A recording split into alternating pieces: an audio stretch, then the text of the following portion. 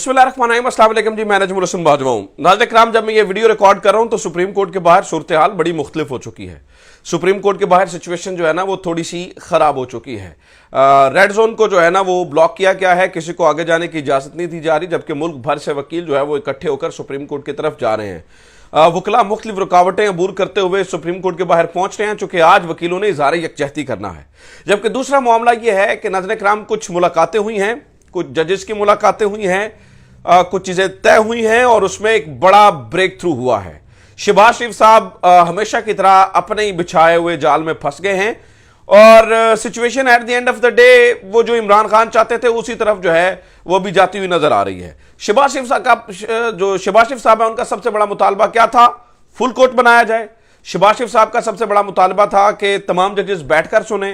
तो नाज़रीन इकराम, अभी सूरत हाल ये है कि 15 जो जजेस हैं, कुल मिलाकर 15 जजेस हैं सुप्रीम कोर्ट के अंदर, अचानक इनके जो रजिस्ट्री बेंचेस हैं वो मनसूख हो गए हैं और तमाम के तमाम जो 15 जजेस हैं वो इस वक्त इस्लामाबाद के अंदर मौजूद हैं। तो होने क्या जा रहा है, ये अब थोड़ी सी जो है ना वो चीजें सुन ले कि किस तरह से शहबाज शरीफ जो है ना वो इन्होंने बजाते खुद जो है ना वो ये इनके मुशीर खराब है या इनको मशवरा देने वाले जो है ना वो इनसे जो है ना वो ज्यादती कर जाते हैं। अब बेचारों को समझ नहीं आती है कि हमने करना क्या है।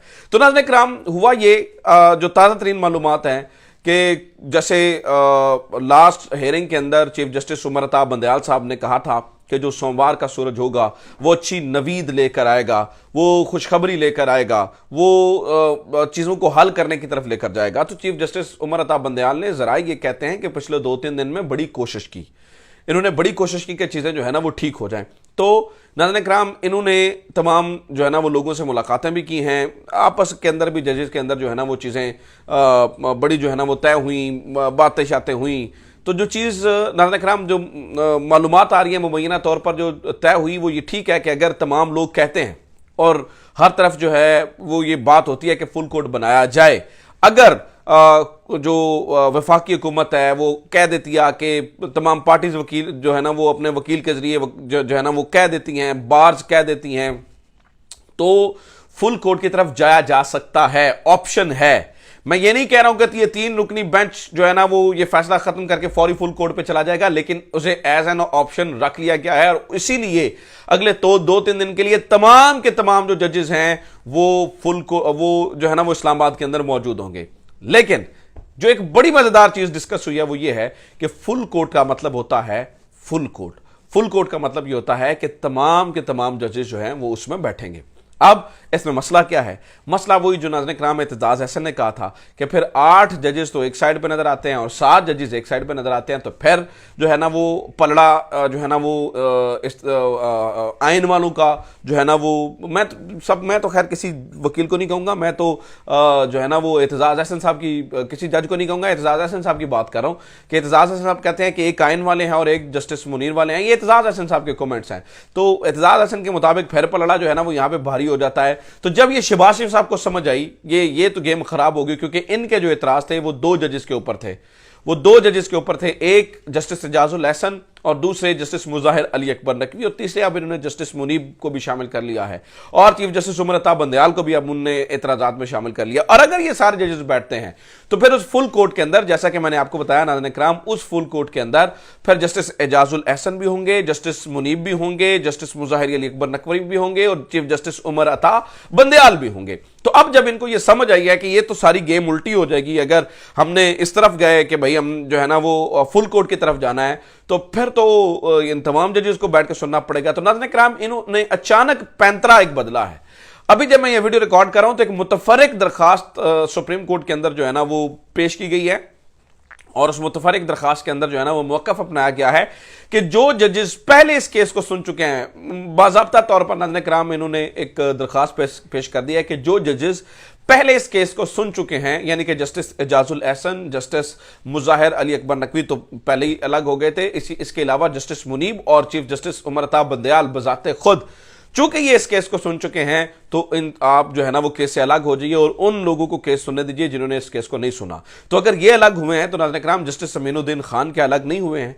क्या जस्टिस जमाल मंदुखेल अलग नहीं हुए हैं? क्या जस्टिस अतर मिनल्लाह अलग नहीं हुए हैं? क्या जस्टिस मंसूर अली शाह अलग नहीं हुए हैं? लेकिन इन तमाम जजेस का अपनी दरखास्त के अंदर इन्होंने जिक्र नहीं किया है। तो अगर ये इधर से कान पकड़ते हैं उधर से कान पकड़ते हैं, नाज़रीन इकराम इस वक्त जो मामला चल रहा है कि वो ये है कि दोनों तरफ से नाज़रीन इकराम इमरान खान की फिर जीत होती हुई नजर आ रही है। इमरान खान क्या आइन की जीत होती हुई जो है ना वो नजर आ रही है।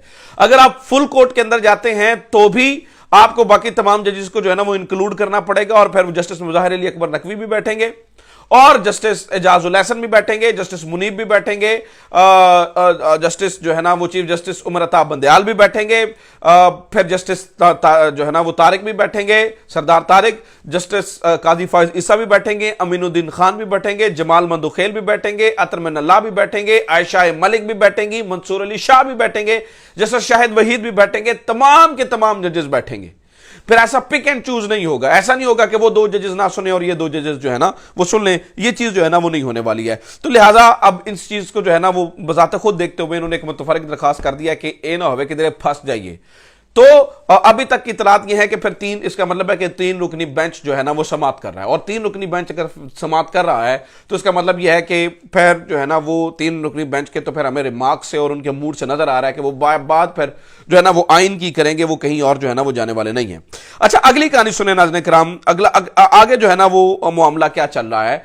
अभी कुछ देर पहले जो है ना वो फवाद चौधरी साहब जो है ना वो चीफ जस्टिस साहब के रूबरू पेश भी हुए हैं और चीफ जस्टिस साहब के सामने उन्होंने कहा है कि जनाब ये देखें वकला को आने से रोका जो है ना वो रोका जा रहा है, वकला को जो है ना वो नहीं आने दिया जा रहा, जिस पर चीफ जस्टिस साहब ने कहा कि ये तो इंतजामिया का मामला है। तो फवाद चौधरी ने कहा कि ये एहतजाज से घबराते क्यों है? तो चीफ जस्टिस ने कहा जी हम नहीं एहतजाज से घबराते। जिस पे फवाद चौधरी साहब ने वजाहत की मैं इंतजामिया की बात करूं कि ये जो है ना वो क्यों एहतजाज से जो है ना वो घबराते हैं और ये क्यों चीजें करते हैं। अब नाज़रीन किराम एक बात बड़ी मजेदार हो रहा है और वो ये है कि रात सुप्रीम कोर्ट का एक ऑर्डर जारी हुआ है और उस सुप्रीम कोर्ट के ऑर्डर के अंदर इन्होंने सेक्रेटरी दिफा और सेक्रेटरी खजाना को बुला लिया है। आज सेक्रेटरी दिफा और सेक्रेटरी खजाना को जो है ना वो अभी 11:30 बजे, तो उन्होंने कहा था अभी चूंकि समात में थोड़ा सा टाइम होगा, चूंकि जब ये वीडियो पब्लिश होगी तो हो सकता है थोड़ा टाइम इससे ऊपर हो चुका हो, तो चूंकि अभी 11:30 से ऊपर टाइम हो चुका है तो अभी सेक्रेटरी दिफा और सेक्रेटरी खजाना को जो है वो नाज़रीन किराम इसके अंदर पेश होना ही होना है। सेक्रेटरी दिफा और सेक्रेटरी खजाना जो है वो इसमें आ ही रहे हैं और अगर नाज़रीन किराम ये इधर से उधर होते हैं तो फिर इनको तौहीन अदालत का जो है, अगर सुप्रीम कोर्ट हुक्म देती है और ये फॉलो नहीं करते तो इन्हें पर तौहीन अदालत का नोटिस जारी हो सकता है। यह भी कहा जा रहा है कि शहबाज शरीफ साहब जो है ना वो बजाते खुद भी आ सकते हैं। ये बात जो है ना वो अता तारण ने कही है कि वो शहबाज शरीफ साहब जो है ना वो बजाते खुद, अगर उन्हें बुलाया जाता है तो वो बजाते खुद भी चले जाएंगे। तो लिहाजा नाज़रीन किराम ये चीज़ें हो रही हैं। दूसरा नाज़रीन किराम एक और गेम की जा रही है और वो ये की जा रही है कि तमाम एक किस्म के साफ़ी बिठाकर पूरी की पूरी प्लानिंग हो रही है। मिसाल लें सलीम साफ़ी साहब के प्रोग्राम के अंदर मैंने ये देखा कि इस्लामाबाद के वो सहाफ़ी बैठे हुए हैं जो उछल उछल कर किसी ज़माने में बड़े जमहूरी हुआ करते थे, बड़े जो है ना वो आइनी हुआ करते थे, बड़ी जो है ना वो बात किया करते थे आइन की सरबलंदी की। आज उछल उछल कर जो है ना वो बात कर, लगता है मरीम नवाज़ के तर्जुमान बैठे हुए हैं। ठीक है, मैं कुछ लोगों के नाम ले देता हूँ। हसन अयूब साहब बैठे हुए थे, कयूम सिद्दीकी साहब बैठे हुए थे, मतीउल्लाह जान साहब बैठे हुए थे।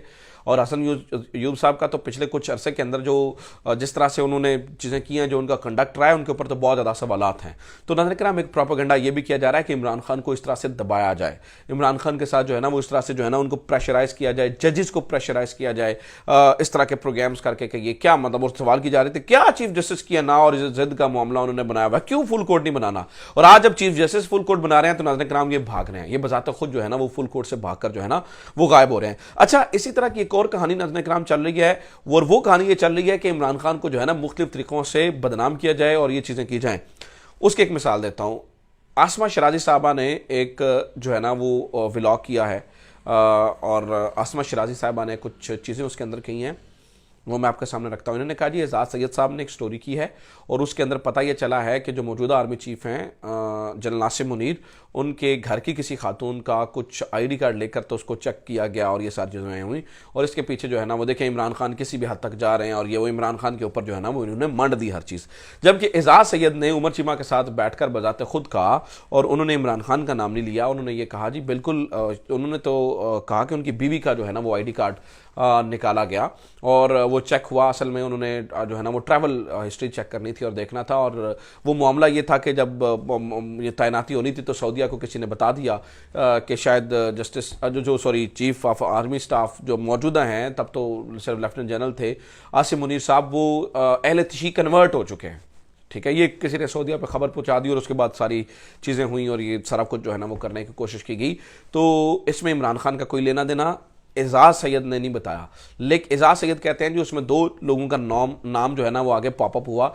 एक जनरल अजहर का नाम जो है वो पॉपअप हुआ और दूसरा जनरल अजहर अब्बास की मैं बात कर रहा हूँ, lieutenant general retired Azhar Abbas, और दूसरा जो नाम पॉपअप हुआ वो फैज़ जनरल रिटायर्ड फैज़ हमीद का नाम जो है ना वो पॉपअप हुआ कि उन दोनों ने जो है ना वो इन्वेस्टिगेशन में जो है ना वो बातचीत आगे बढ़ रही है। उन्होंने कहीं इमरान खान का नाम नहीं लिया, लेकिन आसमा शराजी साहब मैंने घुमा के मामला जो है ना वो इमरान खान पर ले आए, यानी कि ये कैसा माहौल क्रिएट करना चाह रहे हैं जिसमें ये सारी चीज़ें हों।